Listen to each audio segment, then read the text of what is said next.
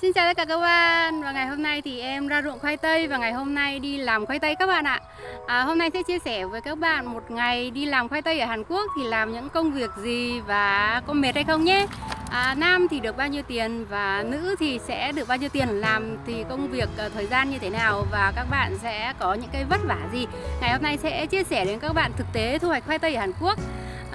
Và bây giờ đầu tiên thì các bạn thấy đằng sau em đây là các cô bây giờ đang nhặt khoai tây. Thì đây là công việc của nữ.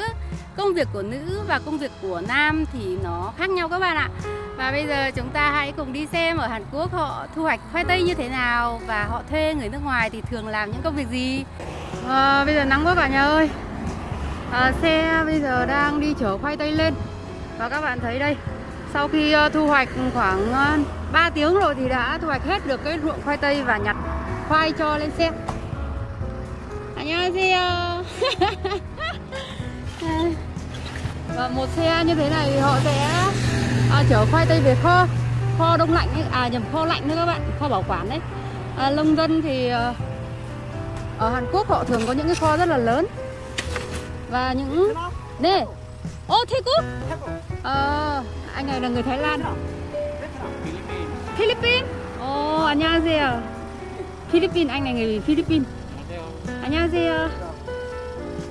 Khỏe chưa? Đấy các bạn thấy một cái sọt khoai tây này phải 20-30 kg đấy, nhìn vậy thôi chứ nặng. Mà bê hết một đống sọt này xong rồi chở lên xe. Rất là nặng. 아저씨, 힘드세요?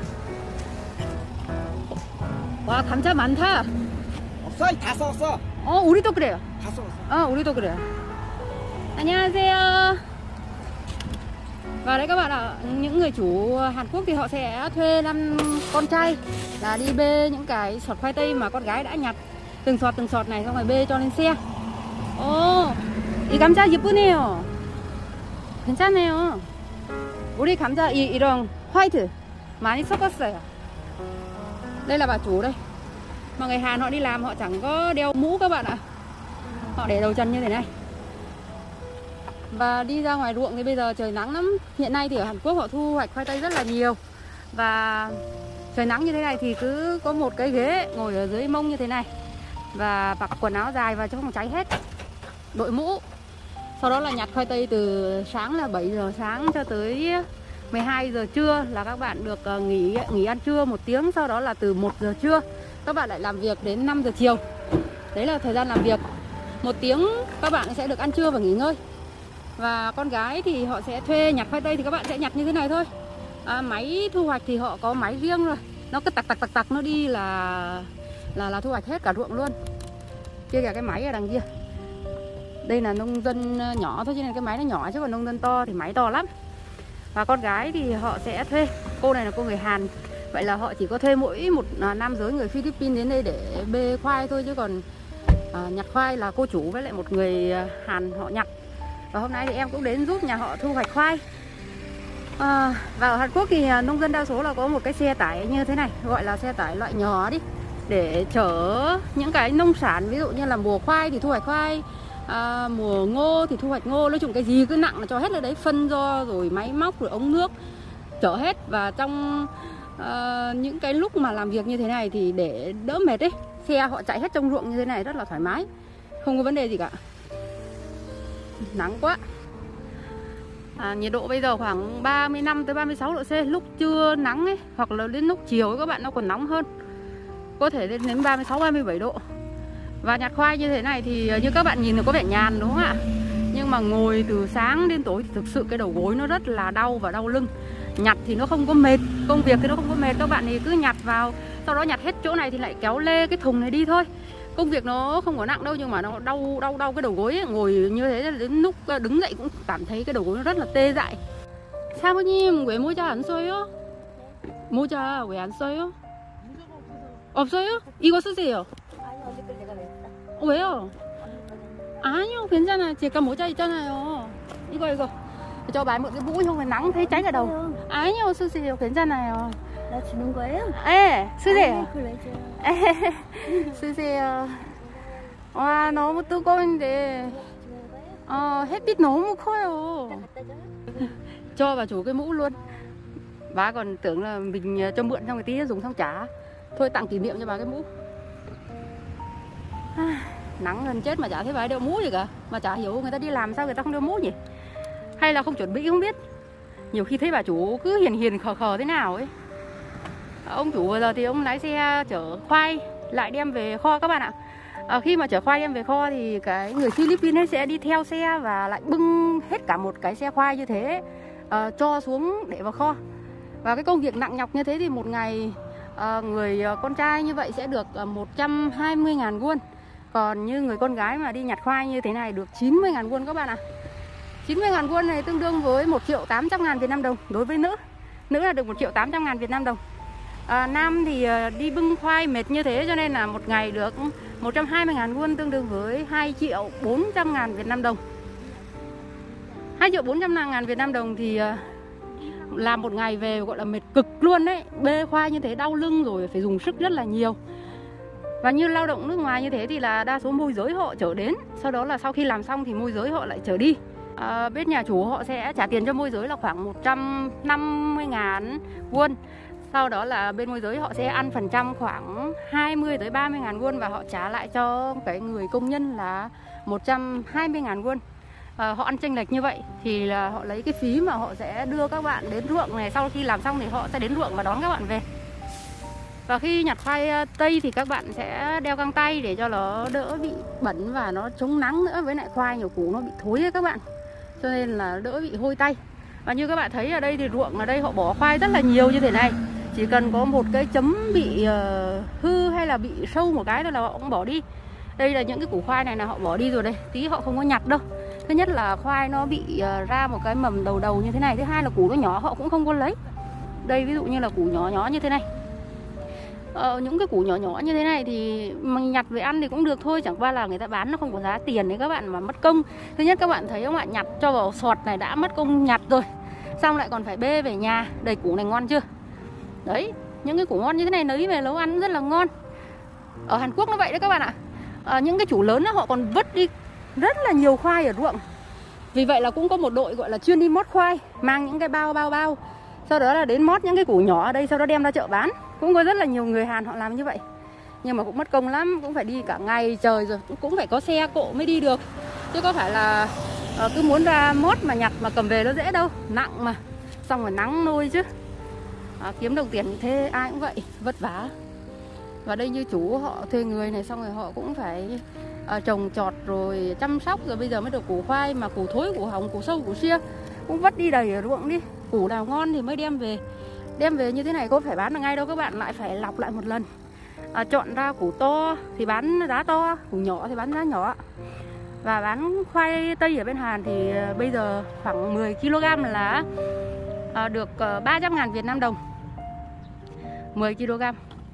Năm ngoái nhà em bán 10 kg còn được có 240.000 Việt Nam đồng cơ. Đấy là cứ bán 10 kg một. Ở Hàn Quốc thì họ mua cái gì họ cũng mua nhiều. Tại vì cái phí gửi ấy, nó không phải là quá là cao, nhưng mà để tiết kiệm cái phí gửi ấy, người ta mua một lần mua nhiều, sau đó là người ta ăn rất nhẹ. Chứ bà này bà ấy vứt va hết cả vào cái vành thùng ấy, lúc nó sứt hết cái vỏ khoai nó nhanh thối ấy các bạn. Thường thì vứt là cũng phải vứt nhẹ nhàng một chút, nhưng mà đây thì người ta làm sao cho nó nhanh, cho nó tiện, chứ còn ai nhẹ nhàng được đâu. Và đấy cứ làm ở chỗ này lại lôi cái thùng ra chỗ gần mình kéo đi. Công việc thì nó không có nhẹ. Vậy vứt cả ra ngoài rồi. Và ở Hàn Quốc thì phụ nữ đa số là chỉ có nhặt khoai như thế này thôi, chứ không phải bưng bê gì đâu. Những cái công việc nặng ấy họ phải thuê nam nhân làm hết. Còn nếu mà phụ nữ mà đi làm công việc nặng mà các bạn như là bỏ cái ni lông phủ này, hoặc là đi bê bưng này ấy, thì cũng sẽ được hưởng tiền theo tiền trả cho nam nhân là 120.000 won. Nhưng mà thường thì người chủ họ không có thuê phụ nữ làm những cái việc nặng các bạn ạ. Thứ nhất là không phù hợp, thứ hai là sức của người phụ nữ dù các bạn có làm được đi chăng nữa họ cũng không có tin tưởng và họ không có thích. Thường thì việc nam thì sẽ thuê nam, việc nữ thì sẽ thuê nữ. Đất ở đây là thuộc cái dạng đất cát đấy các bạn ạ. Đây các bạn thấy không ạ? Đất nó cát, nó rất là tơi. Rất là tơi và dễ sử dụng, dễ làm. Đất nó có thành phần cát sỏi một chút. Đây, bạn thấy mưa xuống là nó trắng cả một cái rãng kia. Cái sỏi nó nổi lên bên trên. Và ruộng thì ngay ở bên cạnh đường như thế này, cho nên cũng rất là thuận tiện cho người nông dân họ đưa xe đi chở nông sản về. Và đôi khi các bạn nhặt thì ngồi đau chân quá là phải đứng lên kia thì khoảng 1 tiếng lại gù hết cả lưng, lại đau lưng thì lại ngồi xuống. Đấy là cái cách mà người ta vận động cho nó đỡ đau mỏi xương khớp. Lúc thì ngồi, lúc thì đứng. Và khi mà không có sọt thì các bạn cũng phải đi ra xa để lấy sọt về để nhặt, chứ không phải là lúc nào cũng có sọt bên cạnh. Thường thì có những người nam ở bên cạnh ấy, họ cũng có thể mang sọt đến để bên cạnh cho các bạn. Tuy nhiên thì lúc không có thì chúng ta cũng phải chủ động để đi lấy, chứ không phải là ngồi đấy đợi người ta mang đến. Nói chung là làm công việc lúc nào cũng phải nhanh và chủ động một chút. So với nông nghiệp ở Việt Nam thì nông nghiệp ở Hàn Quốc cũng nhàn hơn các bạn ạ. Các bạn thấy không ạ? Đất thì nó khá là khô và rất là sạch sẽ.